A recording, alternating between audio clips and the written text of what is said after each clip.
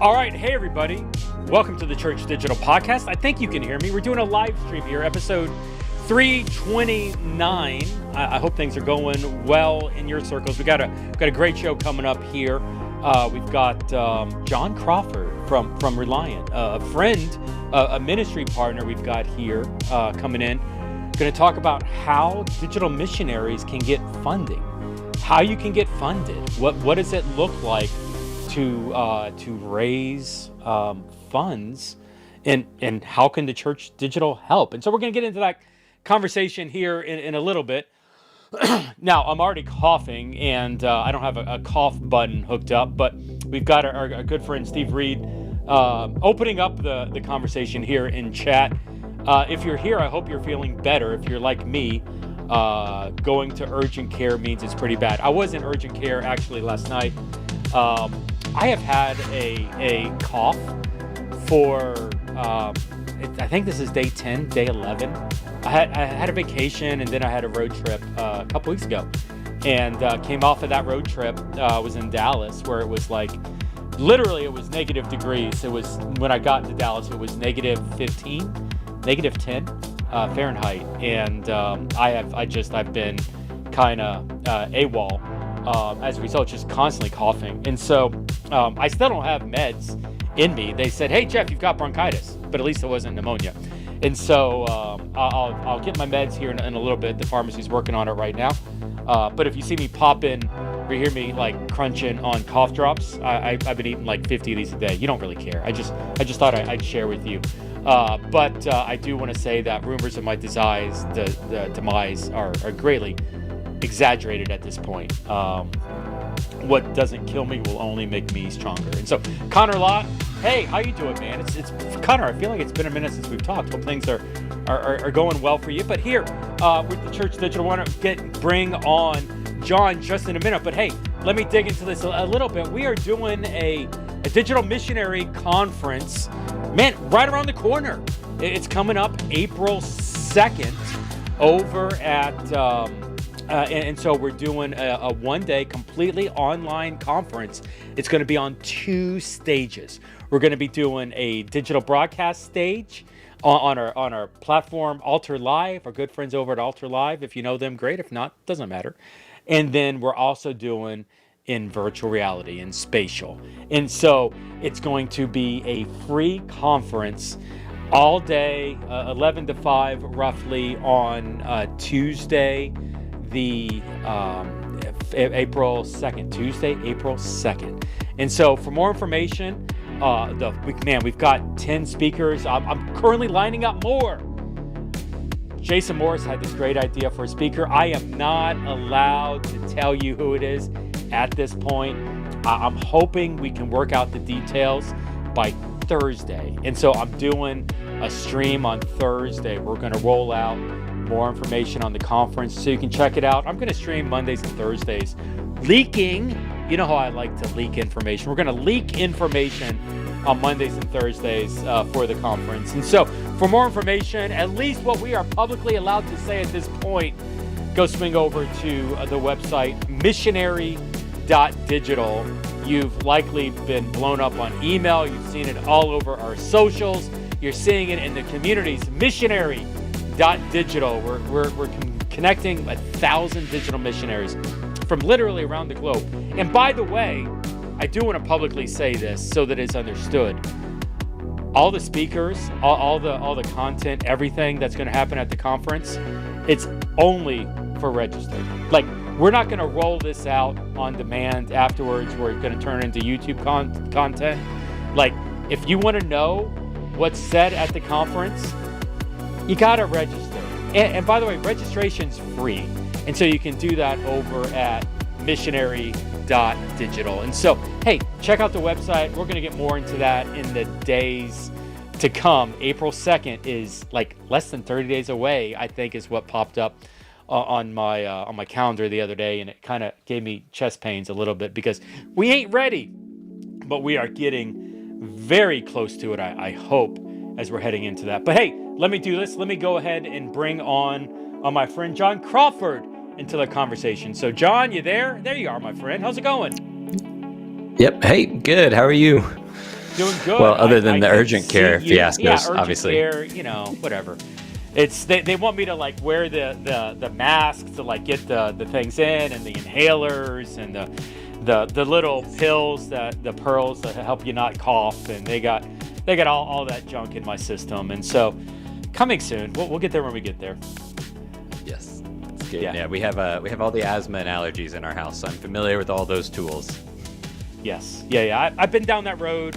Ironically, my wife was in urgent care for a completely separate set of issues Friday. She's been having a lot of back pain, which was my story like 6 months ago, and where I just had brutal back pain for a couple months. And Jon, how old are you? You look younger, but maybe that's deceiving. Like where are you on the grand scheme? Just the beauty, it deceives. No, I'm coming up on 35, so I'll hit 35 here in this month. Oh, just a few weeks. Man, Yeah. Listen, I don't know about you. Well, you don't know. You haven't discovered it. In my 30s, when I was your age, I was running half marathons, man. I was like, running 100 miles a month. I was probably in the best health I was ever. Yeah. In when I was 35, 37. And Yeah, definitely. Sorry, go ahead. no, go for it. Tell me. I was gonna say mid-30s is definitely that age where I'm starting to notice and feel the things, right? Like there are differences. I don't recover the same, but I am running half marathons and had a long run this weekend. And I'm like, okay, it's harder to fight through that knee pain, but I can still. And so I'm trying to soak that up. The more that I got here and I was afraid of here, now I'm here and I'm doing okay and I'm looking ahead. And it's like, I don't know, we'll see how it goes. Yeah. This is a true story, I promise you. I am at the mall at Wellington Green, and it is the month I turned 40. I have my kids. We're actually driving from Miami up to vacation up on the east coast of Florida, up at the beach. And so we stop off at the mall at Wellington Green. I used to own a business there at the mall. We're showing the kids where I used to own the business and did the work there at the mall. And my son and I, in the parking lot, decide we're going to race to the car. My son is probably 5 years old. And so we're in the parking lot. There's no traffic around. Nobody's going to die. And so he and I just take off running. Like maybe a couple weeks away from turning 40. And he decides that, as all 5-year-olds are, that he has to beat daddy. And so he got a good lead on me because he was quick out of the gates. I think he jumped on 2 instead of 3. And as I was catching up with him at, the size that I am, but still mobile, he decides he's going to cut into my lane. And I tripped over him. I fell on my knees. That moment, my son cutting me off in the parking lot at the mall at Wellington Green was the moment that my body self-destructed. And everything went downhill from there. Literally, teeth started falling out of my mouth. My eyes, I started going blind. Like hair, whatever hair I had left, just decided to run away. Like the moment you turn 40, my friend, it all goes downhill. So get ready for that. Like you just survived Jesus. Like Jesus died at 33. Congratulations. You made it past that. You're at 35 now. It's all downhill from here. So sorry to do that to you. Hey, it's all right. I'm working on it. I've been contemplating, keep going in that. I've been contemplating death lately. We're coming into Lent and we're coming into all the things. And I'm like, I'm processing it. It's good. Contemplating death. Okay, so on a brighter note, Jon. Oh man, we got really dark in a hurry. Hey Troy, how's it going? Yeah, Troy's like 12 but Troy's 18. I'm sorry, Troy. I didn't mean to offend you. Troy is an 18-year-old high school kid was my point. And so let's not be any more morbid for the rest of this. Troy, go back to school. Troy, there is no reason for you to be streaming me right now instead watching this stream. Get your butt back in class. It's that simple, bro. You graduate like in 6 months, 3 months, 2 months. You can watch me all day long. I don't care. But right now, class, do that. Don't make me mad at you, Troy. Hey, listen, Jon. I'm sorry. Yeah, Jon. What we want to talk about, the whole thing. We're doing a season here on questions. like, what are the questions we as digital missionaries hear? And to be honest, one of the questions that I hear a lot of us struggling with is funding. How do we get funded? We have a passion to do this ministry, and the ministry takes time, and we're seeing fruit from it, but funding isn't necessarily there. And so I remember Leighton, we were, as leadership, we were wrestling with this, and there was a season where it's like, man, I'm going to have to like create this like massive organizational shift with the church digital. We're gonna have to do like all this accounting work and start to open this up where people can fundraise. And Leighton's like, you ever heard of Reliant, Jeff? I think this guy Jon does that. And so that was music to my ears, because I love the fact that I don't have to do that. So Jon, kick us off here a little bit. Maybe tell us a little bit about yourself and a little bit about Reliant. What exactly does Reliant do?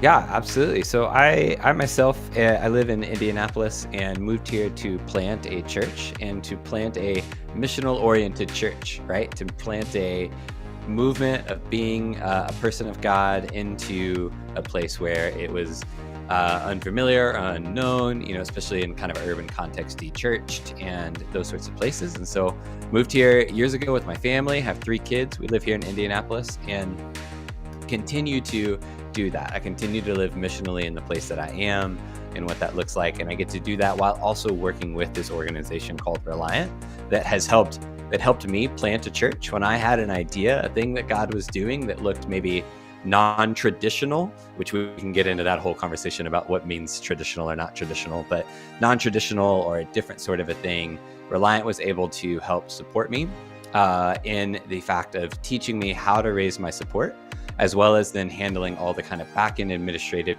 details of handling those funds, making payroll happen, all those sorts of things, which, as you can imagine, the kind of person that's like, I just want to go be in coffee shops and sit on the front porch with people who are far from God and be present to them, go be in a space and be present to people. How to do payroll is not the top of my strengths. And so having somebody that was coming alongside, able to help me with those things, do that. Not that you can't be really good at payroll and sitting on the porch with people, to be clear, but it wasn't the kind of thing that I was wanting to spend my day doing. And so that's what Reliant does, is we come in and we help folks who have a mission, and we come and help support them by training and coaching on how to raise that support, as well as then handling all the operational drag, as I like to say, of what it means to be a nonprofit, the operational drag of what it means to be receiving funding and not have the government come after you, to be able to have a retirement account and health insurance and all that sort of stuff that is all really good and beneficial. But if you have to maintain it and run it on your own, it's really overwhelming and not the kind of thing that we want our partners having to do. We want our partners being able to focus on the ministry that they're doing. And so we take care of that. So that's what we do. That's how I got into Reliant, what that looks like. And so then with Reliant now, I get to go out and hang out with folks like Jeff and Leighton and Blackcap, and all these others, and just see, hey, what's God doing in this space? How can we potentially be a part of that and help, and just see new partnerships and ultimately make more ministry happen. So. Yeah. I love this because, so often with digital missionaries, like I don't mean this rudely, but like, we're not really an administrative group. Like if you look as a general rule, like people that like streaming or people that like creating graphics on social media, or even like writers, often we lean into more artistic or community, very relational, very, high relational type people. We're not administrative. And so the opportunity, never mind the fundraising, but even like managing the back office and having to deal with like, a lot of the reporting and some of this stuff, like there's a really exciting opportunity to come alongside an organization who can handle some of the difficulties. But, before we jumped on here, Jon, you and I were talking about, the pivot between physical churches doing digital ministry, and now really like the audience we're really focusing on is digital missionary. And like a physical church, we're doing EDM right now, equipping digital missionaries. I'm leading a cohort, and one of the cohort, I would say is probably 10 different churches that are going through, out of the 40 or 50 people, that are going through EDM. And so there's this exploration of physical churches trying to figure out what digital missionary work could look like. But the physical pastors that are, doing digital ministry in the space, like, they've most likely got funding covered as a result of the church. People give money to the church, and the church has a budget where they break all that up, and the online pastors get a salary payment from that. Well, in digital missionary space, we don't have that luxury, and so actually, just this morning I was on a call with a guy in India who was struggling with how to fundraise and how to start to have some of those conversations. I'm actually talking with a guy tomorrow who's in Pakistan, who's struggling in some of those situations. And so there's this idea of missionary fundraising, and to be honest, John, like, this was a foreign concept to me up until maybe a couple years ago. What is, like, missionary fundraising? What does this even, like, look like? Can you walk me through a little bit here? Yeah, absolutely. So, I mean, missionary fundraising, especially in this context, right, is pretty old in the sense of, like, in the Christian tradition of saying, hey, here's a group of the people of God that have a set aside calling or a set aside mission that is different from the day-to-day way of being the people of God in some ways, that is different than how we present. And one of the first places that we look at that is the Levites, right? And so then we take the Levites and we start to look at some pretty, that's a lot of where we get a lot of the images of priesthood, a lot of the basis for priesthood, not just images of the basis for priesthood. We get a lot of this sort of thing. But really what we begin seeing is the people of God saying, hey, there's goodness in the world. And there's a lot of things that we do in our common life together. We work jobs and we shepherd and we do these things. But there is something about these people set aside for a task of what it means to be the people of God, witnessing among who we are and going and being a witness and doing those things. And the Levite's not as much an example of that particularly, right? But then we start to see missionaries throughout the New Testament. You have the person of Paul, who is writing New Testament letters and asking for funding for the things that he's going to do. And I think one of the things that we often talk about with Paul is we talk about Paul as tent maker. But even in Paul's ministry is a move more and more towards this funding from the people of God to keep doing the work that God is doing. This is the way Paul is saying, I'm set aside, I'm moving towards this thing, what that looks like. And that has then continued to be a trend in the people of God towards, hey, these people are going to take the gospel, to go and be witness to the presence of Christ in a place. And that has been missionaries for a long time. And then when we talk about now missionary fundraising within the digital context, as you and I know, and we start to see some of the church catching up to that idea. But when we say there's a lobby of a game, there's a lobby, there's a chat or Discord to be in, there's these things, like, these are spaces where God is present and at work. We can go join into and be present and be that person that God is calling into that space to go. And so then missionary fundraising, right? This is just kind of a thing around who are people that are set aside, what does that look like, and how does that then play out here? And so somebody's going to do digital missions in whatever capacity that is. As we know, I think there was somebody on a stream that I had with y'all probably a month or two back that talked about that idea between IRL and the idea of IRL and online as not different. Like, there's not real life. No, digital is the place we're being. It is the things that things are happening in, right? Sure, you're not tangibly touching the person in front of you, but it is life. This is living here. And so then go be a missionary there. And so then missionary fundraising is to say, hey, people of God, and sometimes not people of God, here's this thing that I feel called to. Here's the need in this space. And you start to look at books of the New Testament that are, some ways, parts of them at least, at a minimum, are fundraising support letters saying, here's the need for the gospel in this place. Here's the need for the good news of Jesus in this place. Here's the answer to that need, which I think is me going and being a person of Christ here, going and being in this space. Will you be a part of that? And inviting people into that. You're not saying, hey, will you It's not begging for money. It's not saying, hey, will you please do this thing so that, I can have cushy things and all that. And it's like, no, it's like, hey, God is doing something. Will you join me in that? Be a part of this with me as a partner. And so that's what missionary fundraising is in a long, rambly way, is inviting somebody into what God is doing, just like we always have been as the people of God. Now we're just talking about it digitally. Yeah, I mean, it's this beautiful opportunity to invite people to partner with you, to be part of what you're doing in ministry. And so, I tell you, for me, oftentimes people don't understand what it is that we're doing with the Church Digital, and with gamers and streamers and TikTokers, and so it's beautiful with me. Anytime I have a conversation, even with honestly the most ardent against the idea of digital church people, after about 10 minutes of conversation with them, kind of working through some of their issues, helping them recognize that the idea of digital relationships, a micro view of digital as opposed to like a macro, like it's a whisper, not a megaphone type of deal. You've heard me have this conversation. But people are open to the idea. And oftentimes it's, I hear the words, oh, I've never thought of it that way.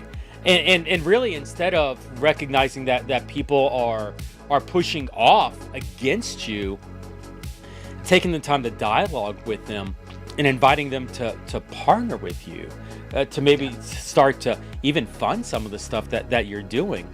I know that there's, through the Church Digital, we feel this, where it takes time to build that relationship, to share the stories, to show the stats.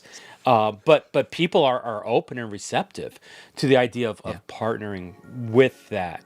And so, like, Jon, what are some basic practices or idea of like developing that relationships with partners, partnering with people, developing relationships with individuals to get them to the place of, like, that doesn't happen overnight. I can't tell you how many times, people have told me historically, Jeff, it takes time. Jeff, it takes time. Jeff, it takes time. I get it. But what are some things that we can do to start that road to build relationships with people so that they can start to help fund us? Yeah, absolutely. I mean, I think there's a ton of things within that, but I think a few things that stick out to me as always when we talk about this is people give to people. When we talk about this sort of support raising, this sort of raising funds as a missionary, people give to people. And so part of what I mean by that is two different things. They want to know you. Who are you? Who are you in this ministry and the need of that ministry, and what does that look like? Two, it makes a difference when you connect with them personally. And so the idea of, especially in the digital world, right, we're used to this. We're used to the idea of like, hey, we can put something out there and we know the potential of millions of people that will see it. But the reality is that we also know that engagement into retention, into all that stuff is very, very, very, very, very low typically. And what people really want is beginning to connect with the person.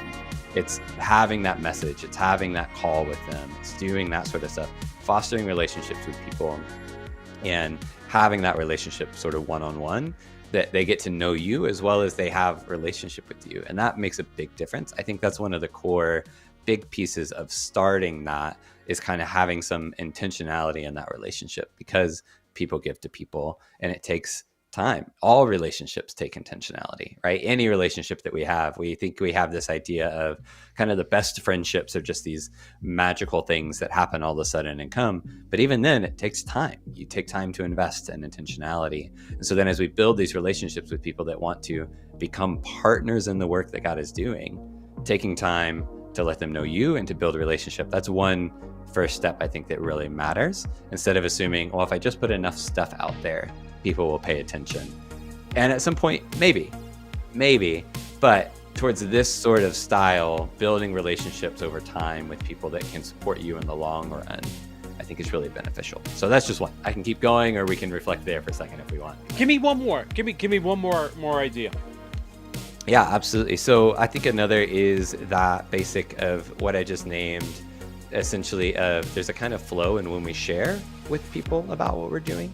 And there's kind of a basic framework, and it's just storytelling. It's just a storytelling framework, but you kind of introduce yourself, let them get to know who you are. You express the need, and it's helpful if you give a story of the need. Give an example of somebody you met in a server, somebody that you are having conversation with, that regular who's always hitting the stream. Share a story that represents that need, with permissions, obviously, or change names, do those things.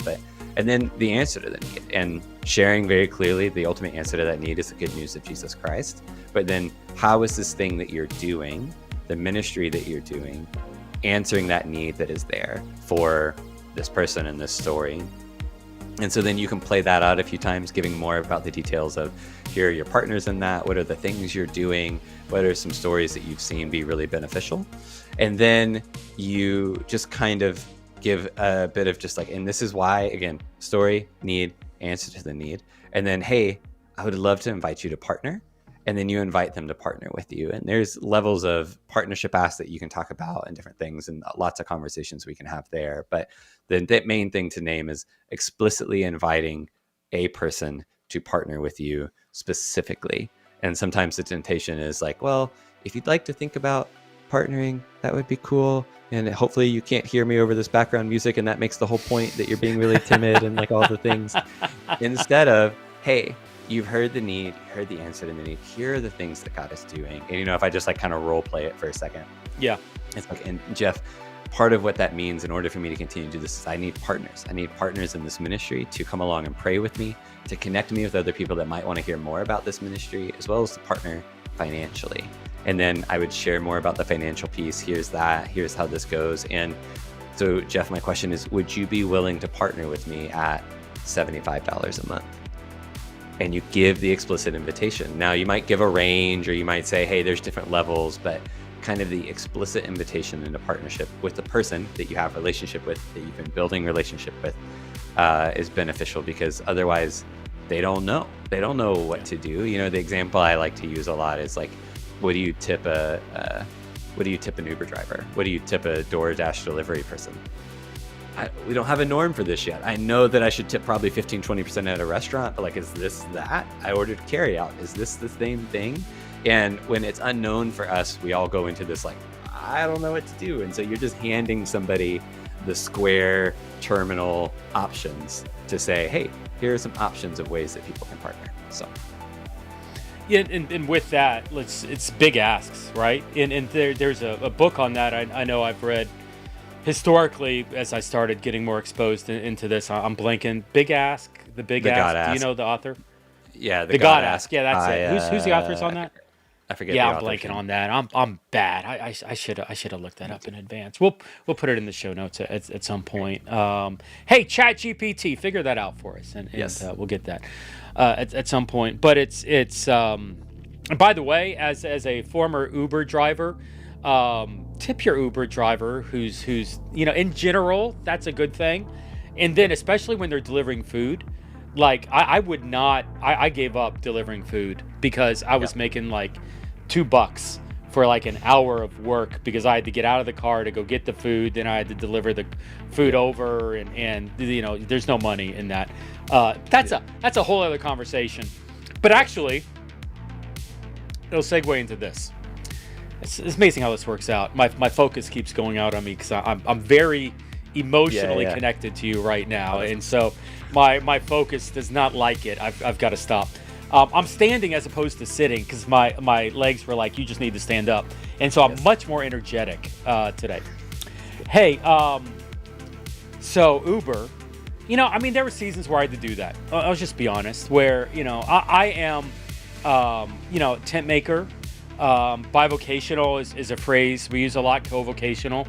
And I've been publicly saying this. The Church.digital has not paid me a penny in 5-6 years at this point. Like, money that goes into the organization goes into leaderships, into organizational costs, and I'm happy to dialogue and work through anybody on this. But like, we're not making money as an organization is at a negative even, and so historically I've carried a lot of that responsibility just to keep the lights on, so to speak. That's not bragging. I'm also unemployed, my contract is actually ending next month. So I'm feeling this at a very high level, because I'm actually, I need to either find another bivocational approach, or I need to lean holistically more into this.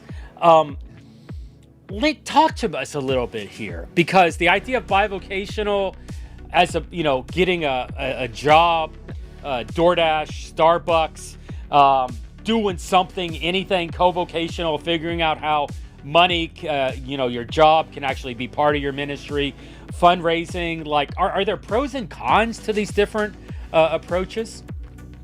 Yeah, absolutely. Right. I think there's pros and cons to everything.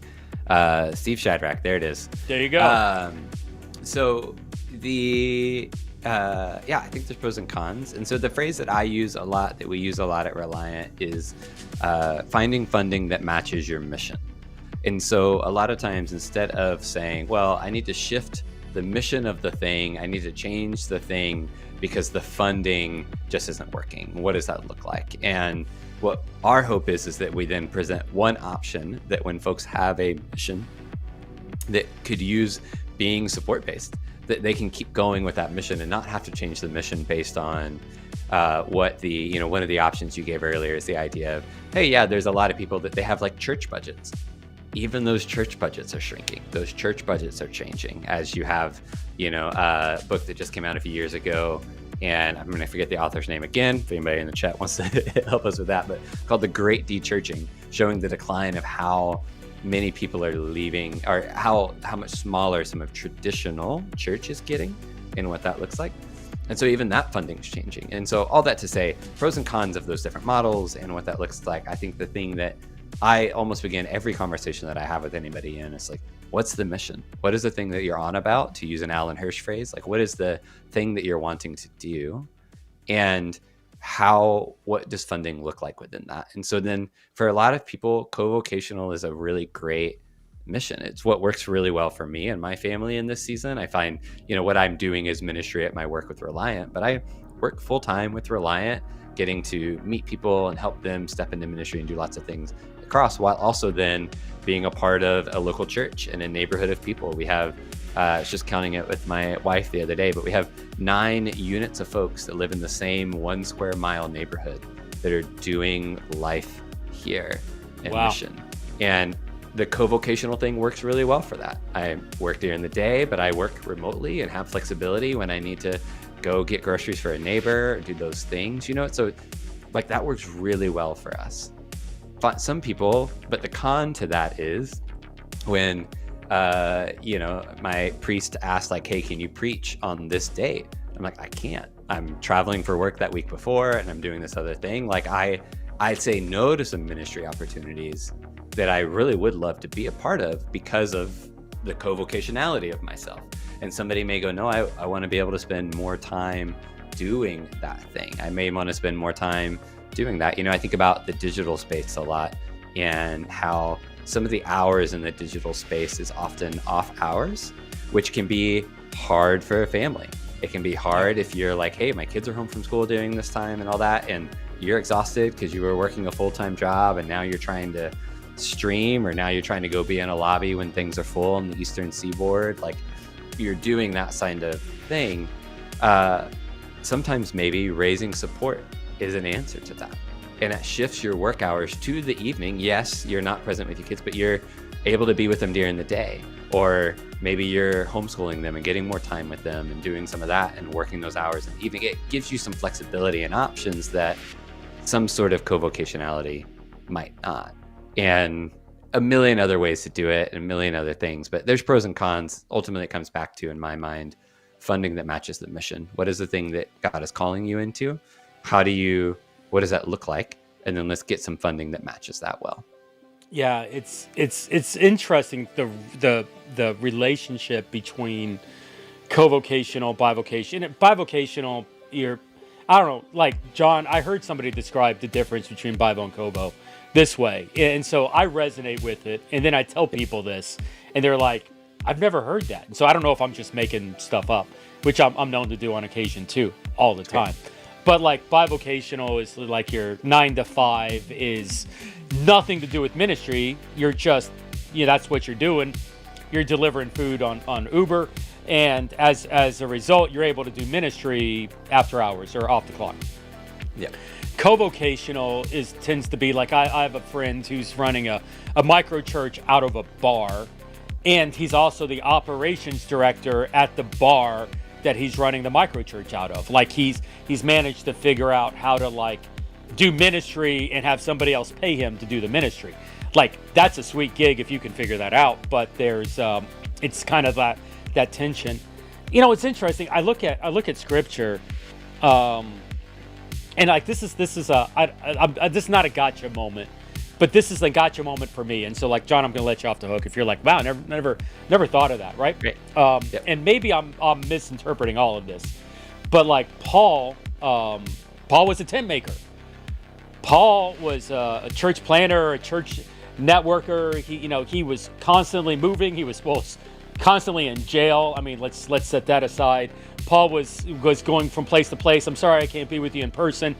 I'm sending this letter written on paper, which was modern technology, and I'm sending it via Timothy on the Roman roads, which was new technology. And so Paul 100% would have been a digital missionary. Like we see him engaging with a lot of this new technology, even historically. But he was a tent maker. And then it was funny, as I was prepping for this, and I was doing some, for this interview, I ran across this Bible verse, 1 Corinthians 9:14. In the same way, the Lord has commanded that those who preach the gospel should receive their living from the gospel. And so Paul was a tent maker, but Paul says to the Corinthians, hey, pay the people who are preaching the gospels. And now, like, we're in this tension. You've said it. We're even like churches are having to adjust and are moving more towards different funding models. Nonprofit donations in the church space is even not what it used to be. And so as a result, I believe you're going to see more of a swing towards more bivo, covo, tent maker type approaches. What are we supposed to do with all this? Like, it feels like, it's hard for me. I'm killing myself over here. Funding isn't what it used to be. Some of our digital missionaries are putting in crazy amounts of time, but as more digital missionaries get into space, I was just having a conversation the other day with, do you know Susie? Have you ever hung out with pastors? You've hung out with Pastor Susie. Yeah. We've been around each other. I'd say we're getting to know each other over the years slowly. But he's a great guy. I should totally get you connected with him at a deeper level. But even Susie was saying, I've been on calls with his team some and chatted about different things. Amanda and Pastor over there with them, and totally. Susie was saying, he's like, 10 years ago we were the only thing in gaming space, and so the money was coming in like crazy because anybody who was thinking crazy was given to us, and now there's so many other things, which by the way is still not enough, but there's more crazies in the pool than it used to be, and so the amount's kind of getting bleeded down a little bit.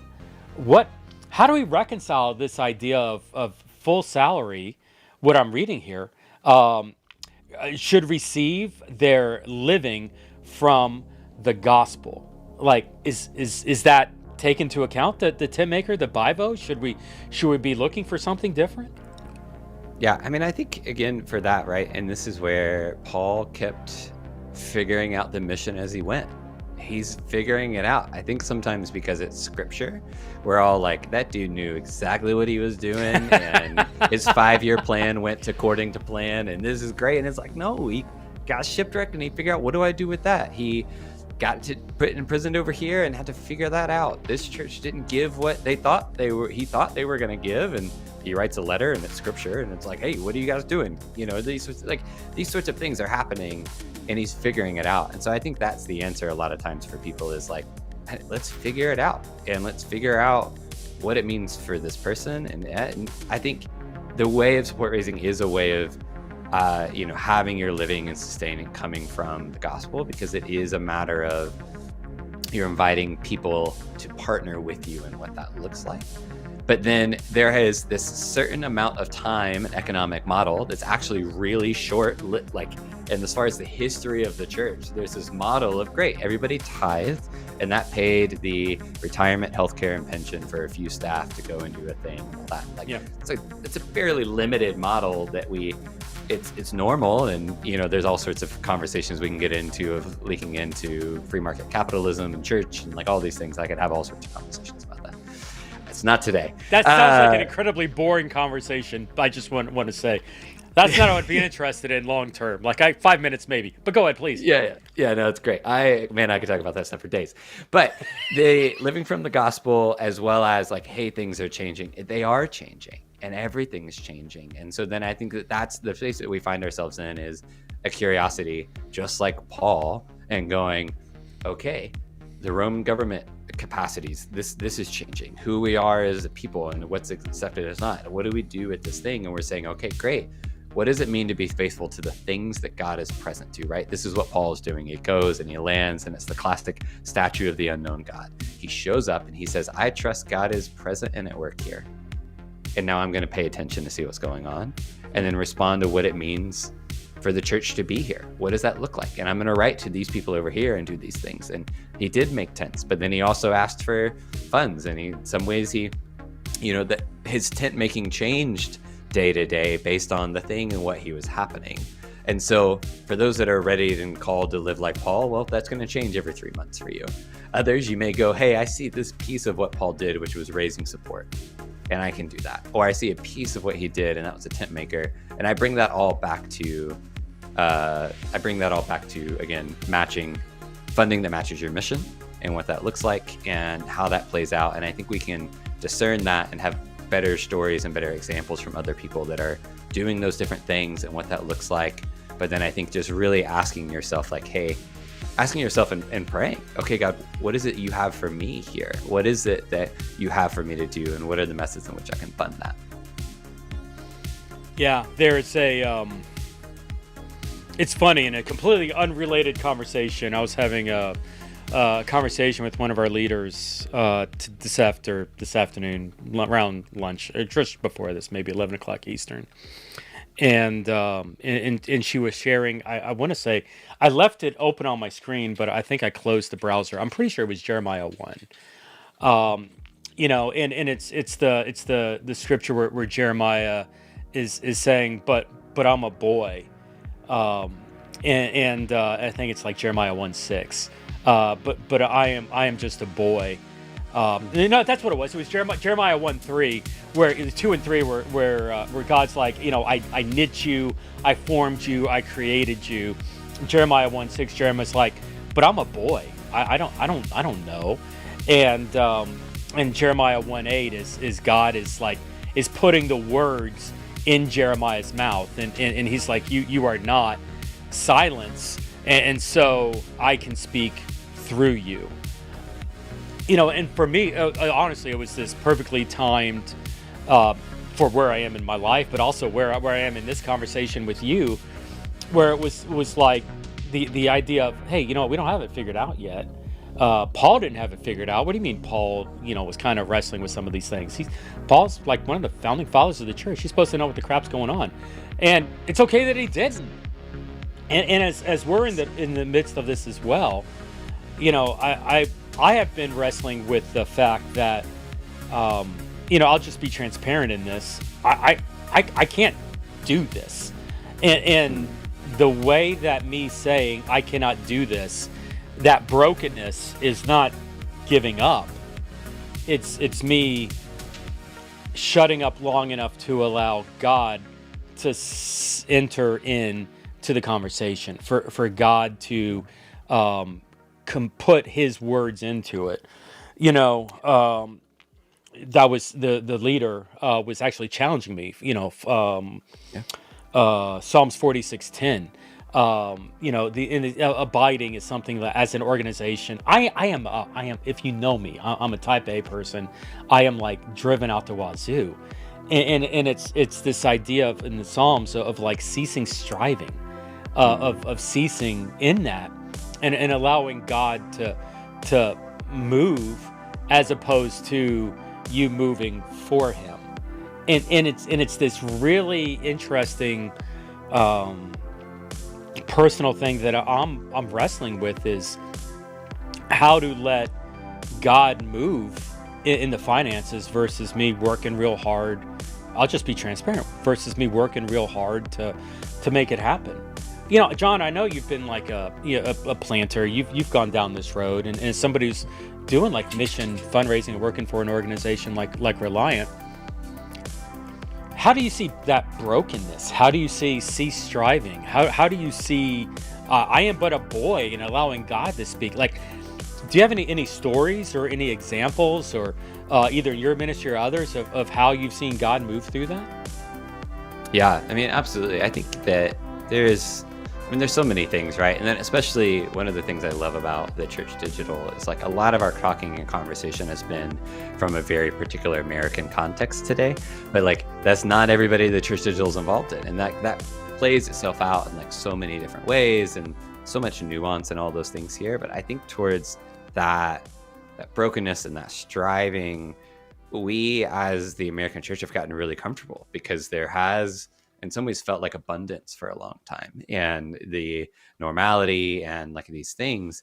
But then when it comes to the idea of, okay, hey, we're talking about something unique, or things are changing, there's trends that are changing, it's easier to then go, okay, well, here's the American mentality of pull yourself up by your bootstraps and just work harder and hustle and like do these sorts of things as this invitation. Now, there is this sense of, somebody has the phrase, work like it depends on you, pray like it depends on God. And so there's some tension in all of this, right? No real specific answer. But one of the stories that really sticks out to me was I was in a season of, when you're raising support, a lot of times you have that initial season. You're having a season of trying to raise that initial support, and then you're maintaining relationships and but then you may take a month or two to bring on new partners, meet with some new folks, re-meet with people, raise a bit more, that sort of a thing. And I was in one of those seasons. I was weeks away from a baby coming along, and was just feeling this pressure. And one of the best ways that I can clear my head is just to go for a run.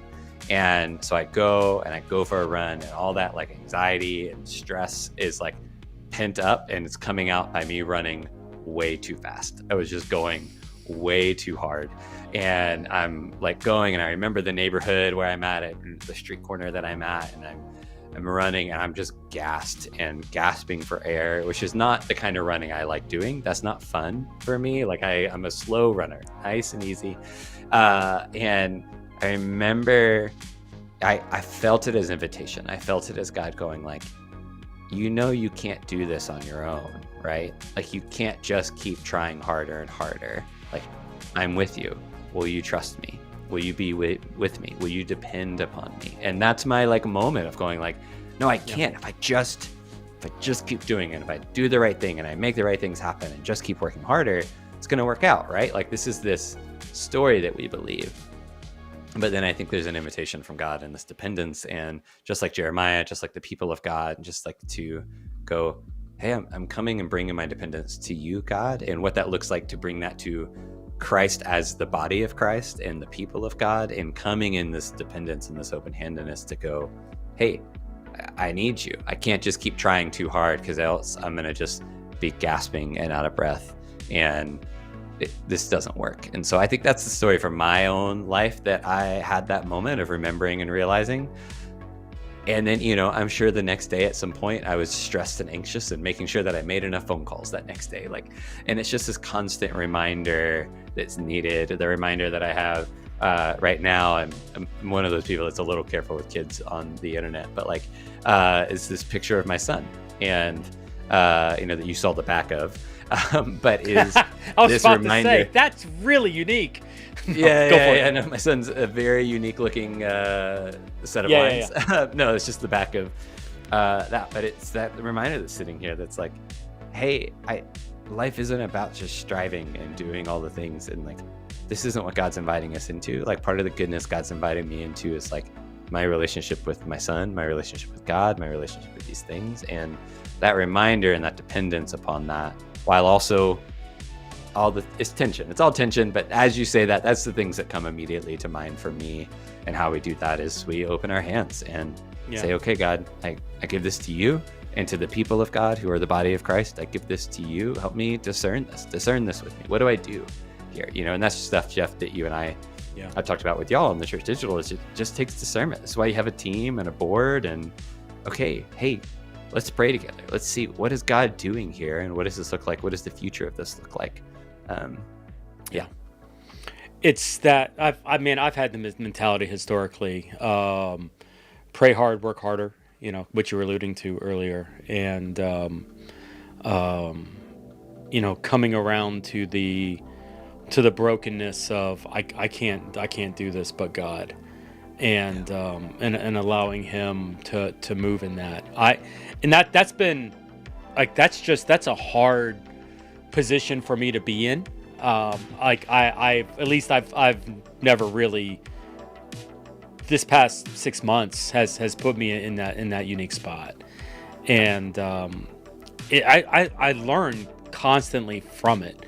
I go through seasons of I can do this, I can't do this, I don't want to do this. What is God telling me through this? I'm constantly, I'm just maybe saying a little bit more here, but I find myself saying like things like but I don't want to slow down, but maybe I need to, or maybe God's telling me in this season too, or let's bring on more people, and I've tried intentionally to bring more people into the system for different vantage points and views, and like I'm just being here on the stream, like we're very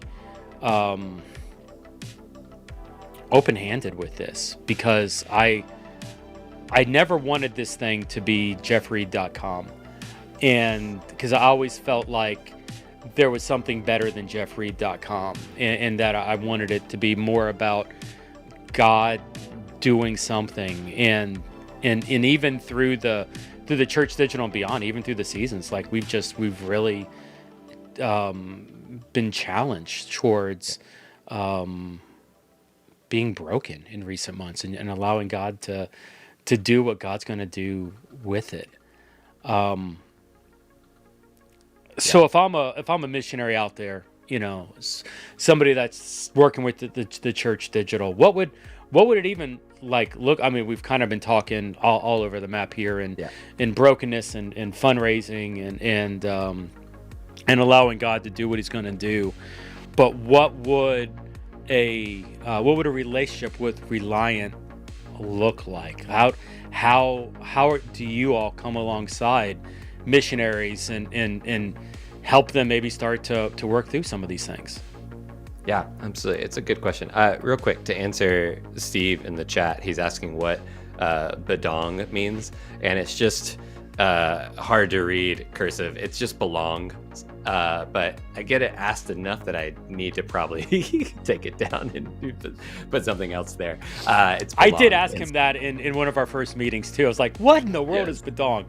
But that was your church, right? Or was it something from your church? The name of our church plant when we first moved to the city. Yeah, it was belong. And so, anyways, I think and I think, and to tie it in with the brokenness that you're naming in the space of just like, who are we and what do we do and how do we respond when God's calling us to this thing? And I think that's one of the spaces that we hope to meet at Reliant, to go like, hey, when you're at that space, to go, I don't know, God, I just have to kind of trust, and what does that look like? And then we also see a faithful piece of scripture is going and then asking God for the things that we want. Like, hey, I don't know, but I'm asking for this, and I'm putting that out to the people of God and to the church community to say, here's the things I think I need. What does this look like? And so then that's the space where Reliant comes along. And so you could reach out, anybody could reach out to me, check out our website. Most things that you would find to reach to somebody about potentially working with Reliant are going to get to me on our website. But essentially what it's going to look like is just a conversation to say, hey, what is it that God is doing with you, in you, through you, and all that sort of stuff. We just want to come and help support you in that. Say our mission is your mission. We want to support your mission so that you can keep focusing on your mission. But then if you are wanting to be train and coach, and within that brokenness that we're talking about, within that space, come and invite other people to partner with you in the thing that you are doing, to partner with you in the thing that God is doing, you are doing, right? It's the thing that somehow some combination of the both and of that.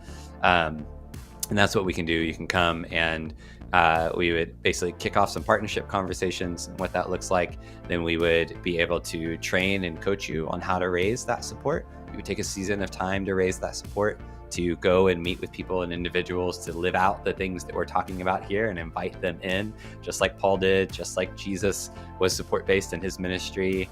This going out and saying, hey, will you be a part of this thing that God is doing? And inviting people in. And then you have this sustainable group of partners. We call it ministry team development. You're not begging for funds. You're not doing those things. You're building a team of people to partner with you in this thing that God is doing.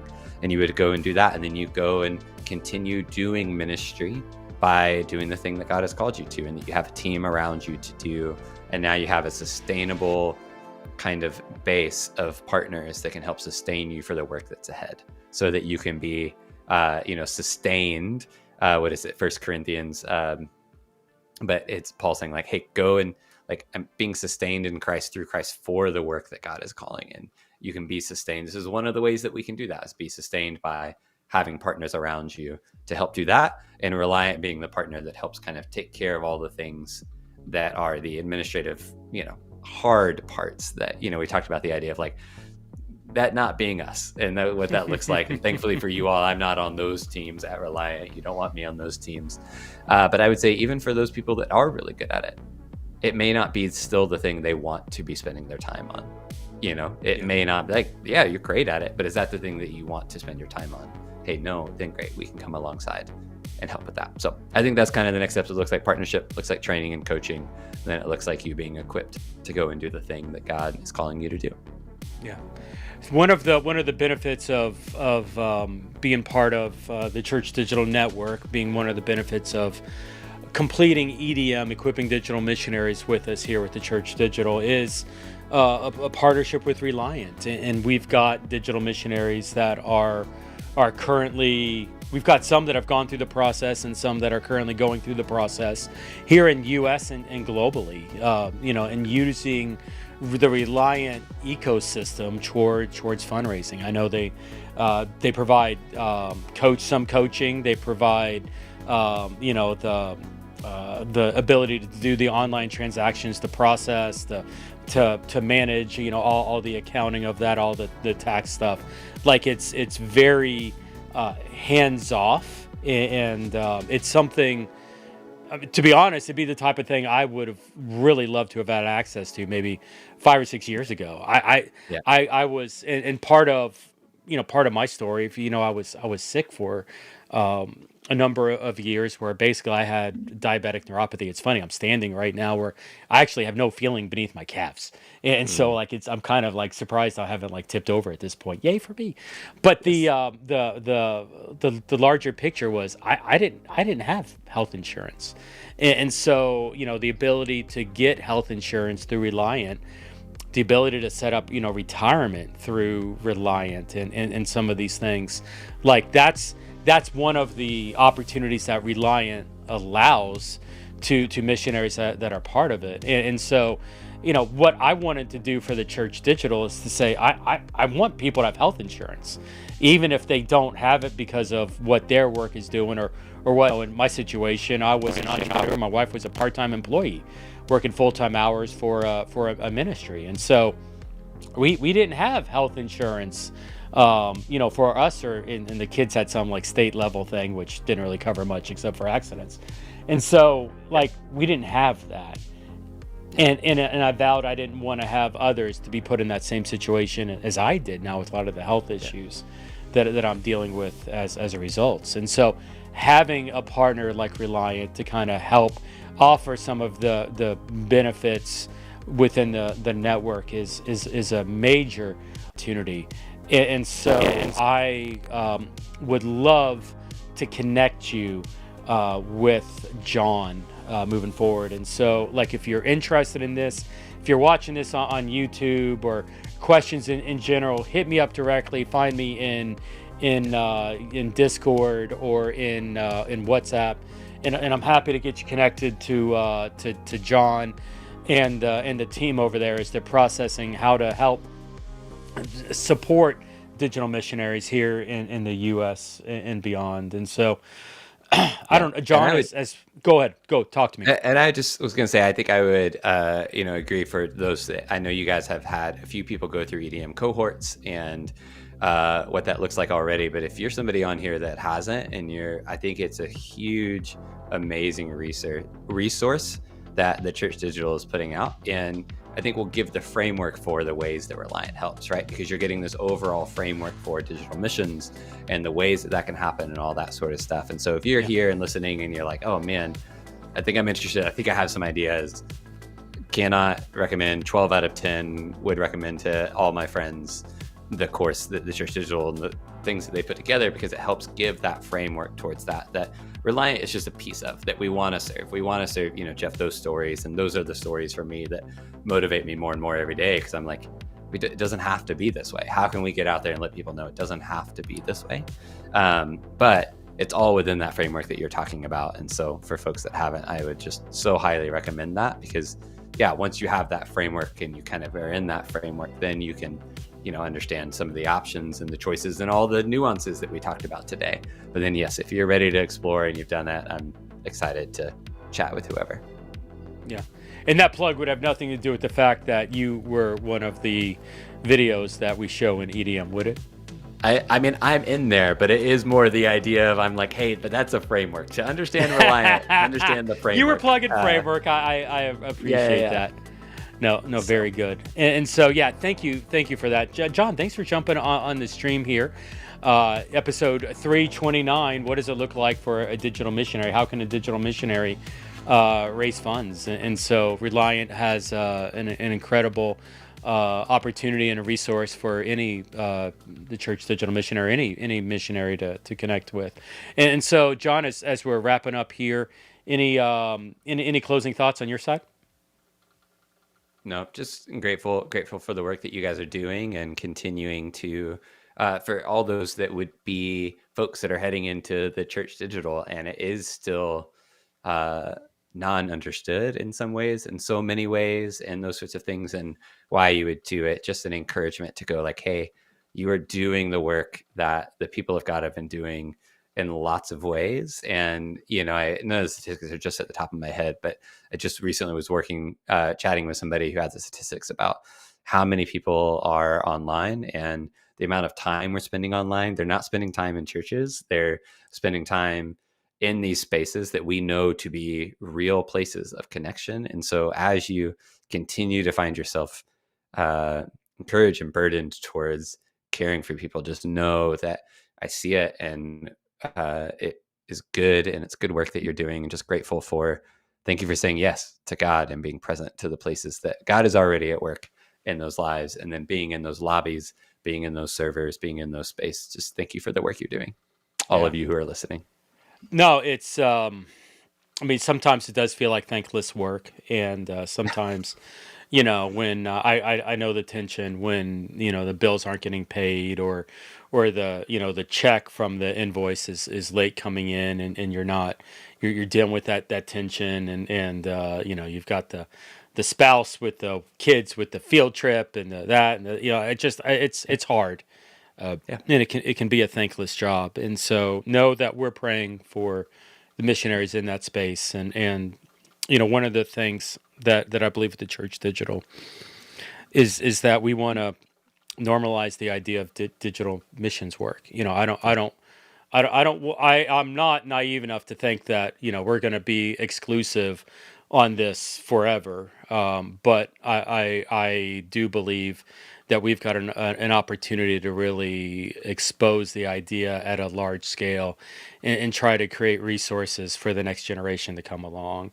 And relationships with John and Reliant solve one of the major problems that comes up with digital missionaries, especially considering funding. And so, Questions on that? Hit me up. Let's get you connected to Jon, and we'll go for there. But we're gonna wrap up episode 329, and I'm kind of impressed that I never coughed on air. I had to mute a couple times.